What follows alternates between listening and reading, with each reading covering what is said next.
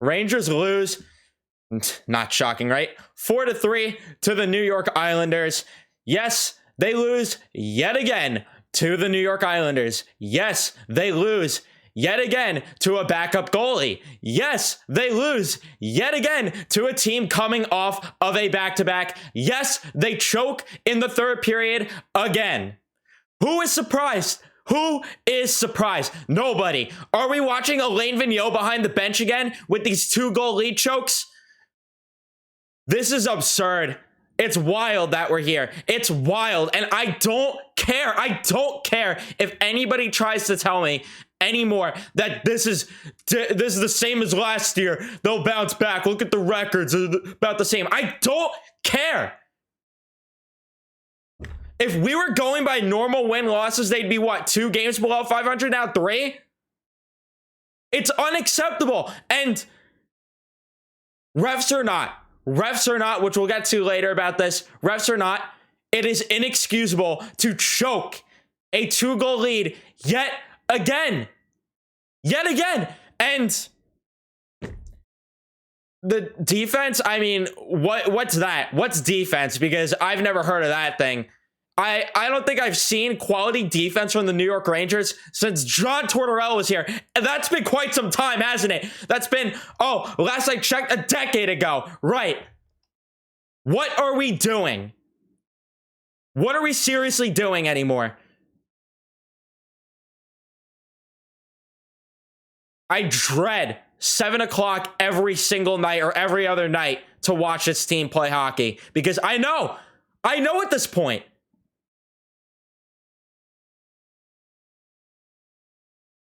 And I don't even want to hear any excuses. I don't.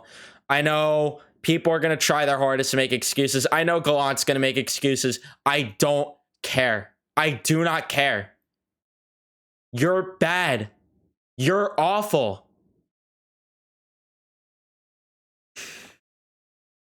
Before we talk about the game, leave a like if you enjoy the video. Subscribe if you guys are new, especially if you're Ranger fans. I'm the sucker that will cover all 82 games for you. If you feel like taking a night off and you don't want to watch this atrocity, I don't blame you. You have me to suffer and watch the games and cover it for you. So don't worry. Subscribe if you guys do need that and you need some nights off from watching this embarrassment, quite frankly. So, yeah.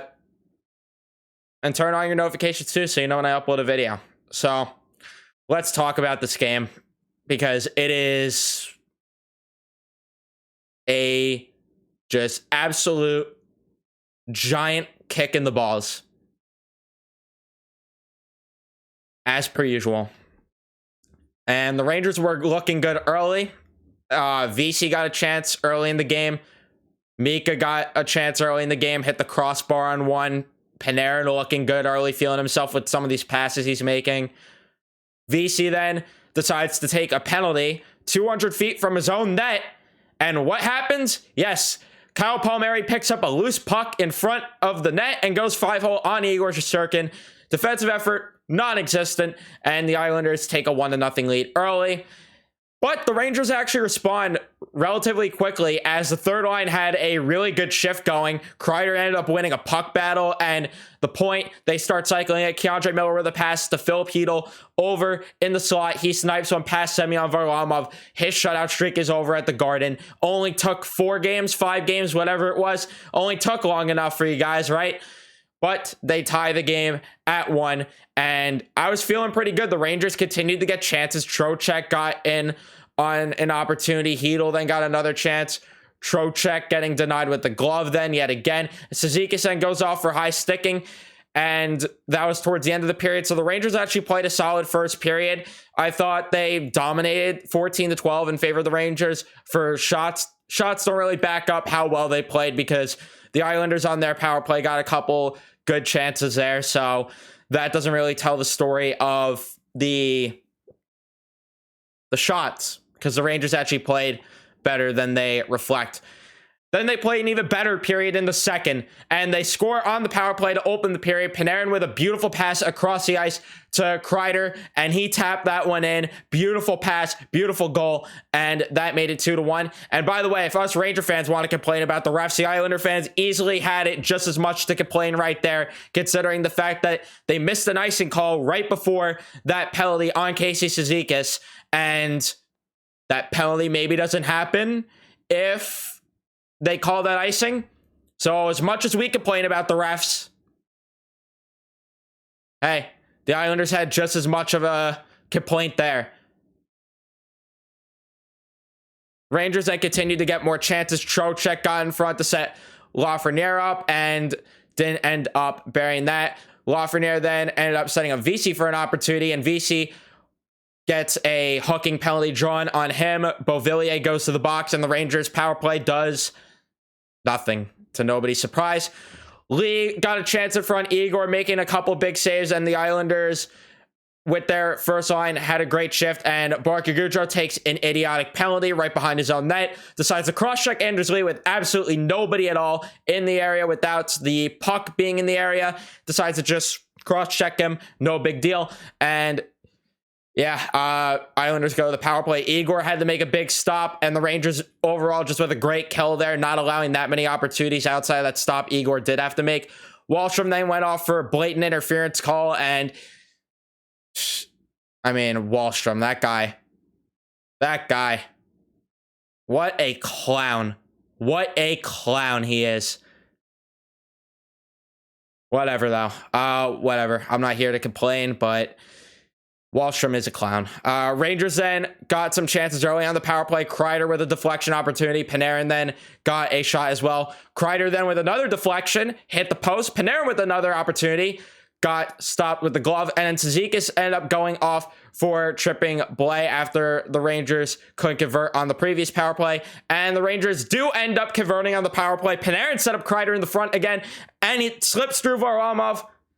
Never mind. Goal called back, and it is what it is. This wouldn't have changed the game at all, because if the Rangers scored here, they don't score after, which we'll talk about. But there was obviously the puck just ever so slightly misses going completely across the line, and stupid rule, but that's the rule. So I'm not too mad about the fact that it was called no goal, because again, it is the rule at the end of the day.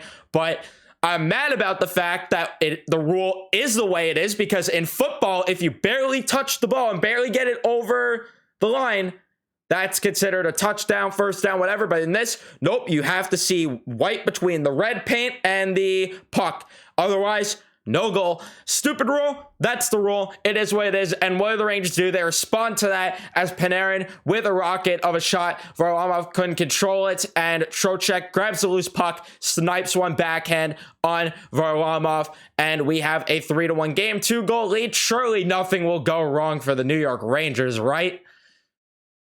Fox then gets an opportunity on the backhand, gets denied. Wahlstrom hits the crossbar, and again, that clown, he thought he scored there, didn't end up scoring. Pelech then hit the post, though, and the Rangers dominated that period, except for the end of the period. The end of the period, they looked a bit awful, but 17-6 in favor of the Rangers for shots.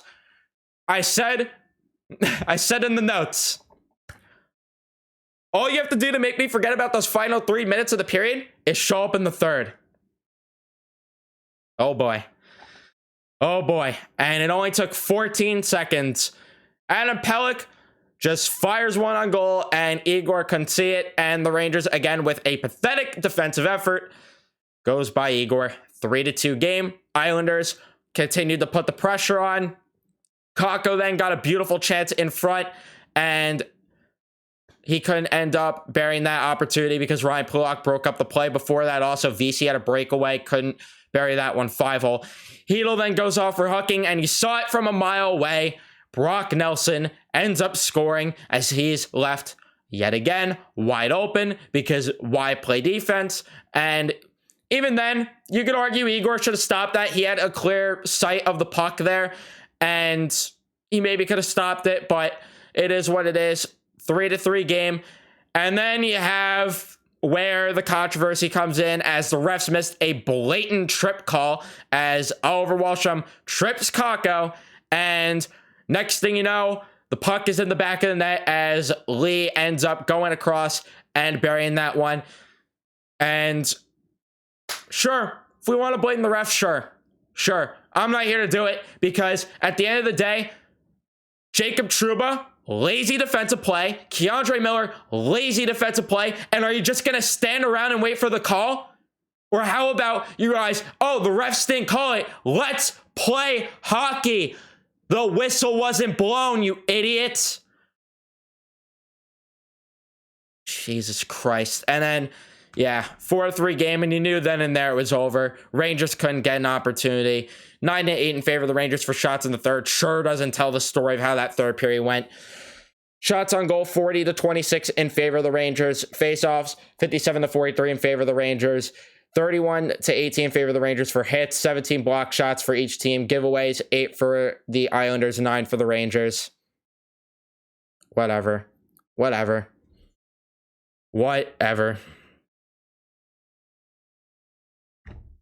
I don't know what we do. In terms of how everyone played tonight, the first line I thought looked pretty solid. Panarin, Zibanejad, Kakko. It's just, yet again, where are these guys in terms of Panarin and Zibanejad, that is? Where are they 5-on-5? Where are you? Are you going to show up the play or what? We're waiting.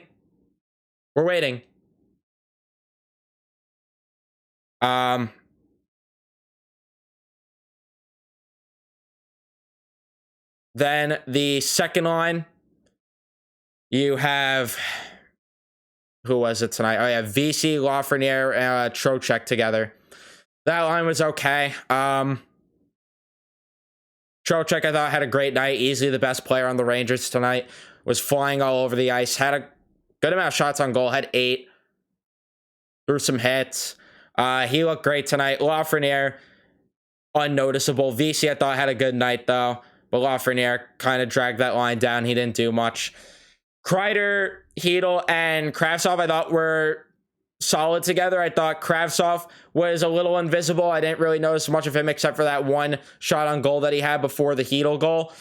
Outside of that, didn't notice him. Hedl had a great night, though. He was flying all over the ice, and Kreider also responding well to the message sent. He had a great night.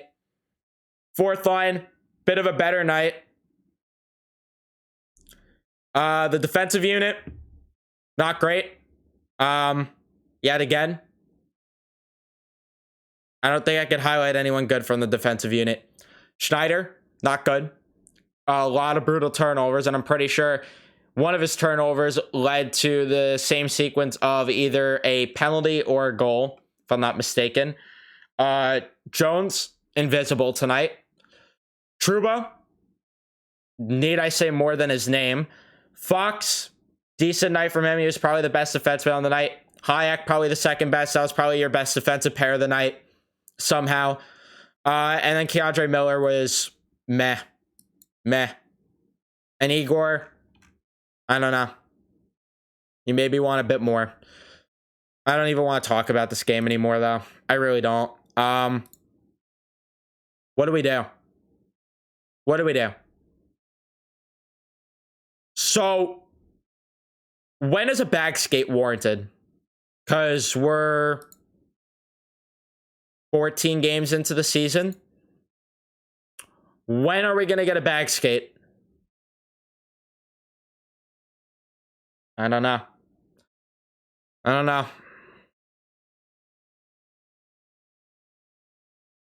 They're so bad. They are horrendous.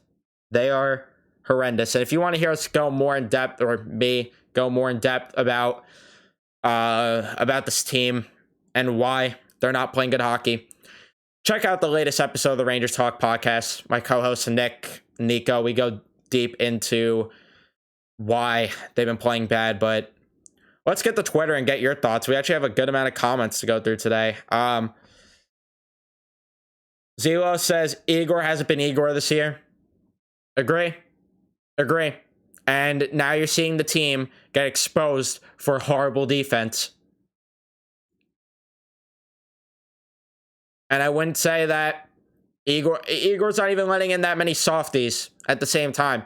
there are shots where you question if he saves it, but I'm trying to think of how to explain it. It's shots that he'd save last year, but this year he's letting in, but it's not like it's soft opportunities. I don't know if that sounds confusing probably, but yeah, I get what you mean. Most of you probably get what I mean, that he has been off and the defense certainly isn't helping him. And I don't know where we go from here if the defense isn't going to wake up.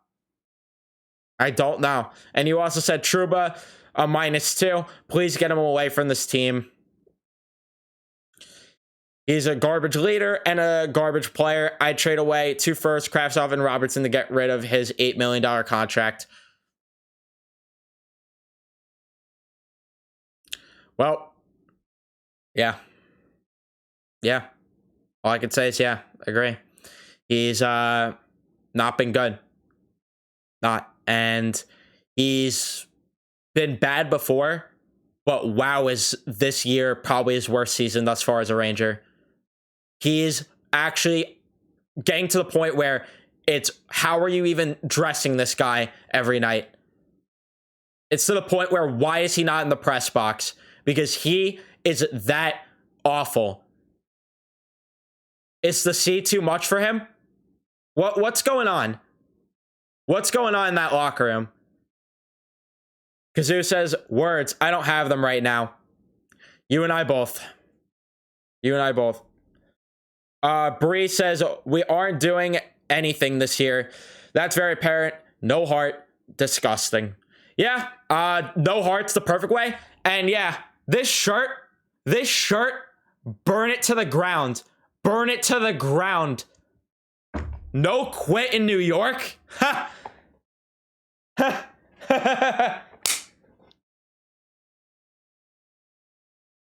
You're pathetic. You're pathetic. And yeah, they're not doing anything this year. Yeah, they are awful. And yeah, it is disgusting. New York South 24 says, I'm done.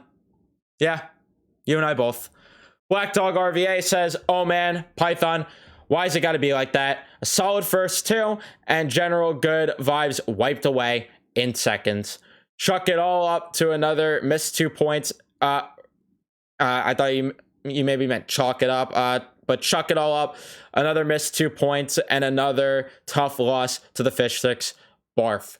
Well, yeah, the Islanders have seemed to have our number, so that's why I question and tweeted earlier, why are we calling this a rivalry when it's been so one-sided over the past, like, what, 5 years? Maybe even decade? So why are we even calling this a rivalry? That's number one. Number 2, yeah, you summed it up perfectly. Great 2 periods, and yet again, they wipe away everything they did. We don't care about what you did for 40 minutes if you just wipe away all of it within the last 20. Show up for a full 60 for once in your life. Is that so much to ask for? Apparently. And now you play Detroit on Thursday. I don't feel good. You play Nashville on Saturday. I don't feel good. And then you have 5 games that should be the easiest wins of your life. If they go, like I said on the podcast, if they go 1-4 or 0-5 on that in that stretch, oh boy.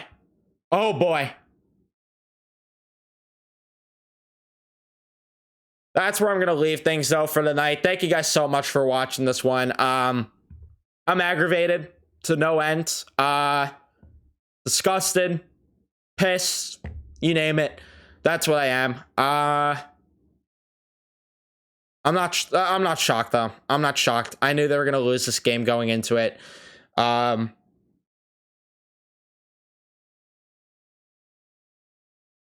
This is the worst I felt in a while.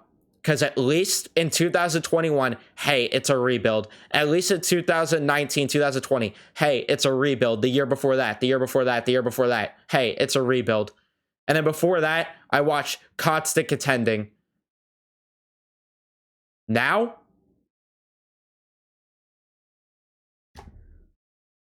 What are we? What are we? I don't know. I don't know. I don't have that answer. I don't think you have that answer. I don't think the Rangers have that answer. But all I know is that this falls a lot on a lot of guys from top to bottom with the organization. But that's going to be where I end things. Thank you guys so much for watching this video. If you did enjoy, I'm sure Islander fans are going to have a field day with this one. Be sure to leave a like if you did enjoy. Subscribe if you guys are new, especially if you're Ranger fans. Like I said, going to cover them all season long, even if it's dreadful. Turn on your notifications too, so you know when I upload a video next. And I will see you in the next one. Let's go Rangers, I guess.